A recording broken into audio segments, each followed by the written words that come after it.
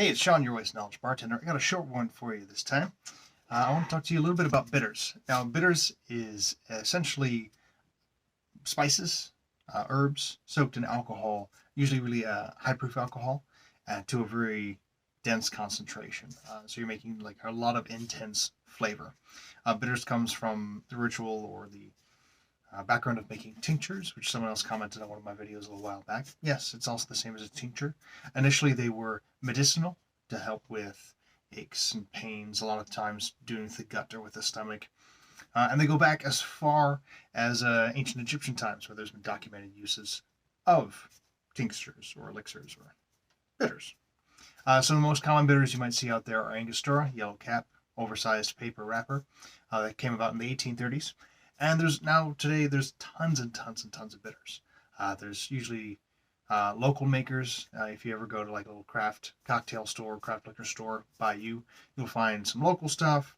I've been to art fairs and art walks and craft fairs and things like that, and I'll find people going like, "Oh yeah, local artisanal bitters, sweet, very cool. It's nice. I like it."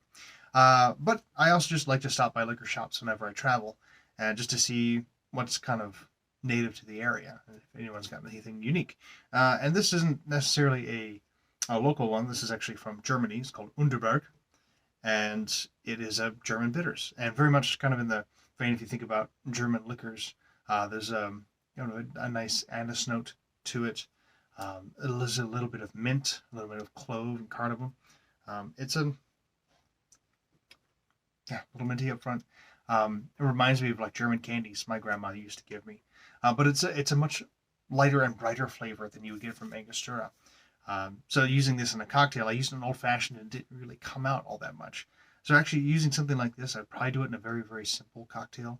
If I were doing like an aged gin martini, this would go really, really well in it. Something along those lines where you're not getting too heavy into the flavors. But it's really, really nice find. And I encourage you, when you go out and travel, go check out and see what kind of local bitters are by you. And of course, if you have any questions about bartending, about the restaurant industry, um, mostly those things, actually. I guess you can ask me live questions and I'll probably have a sassy answer for you.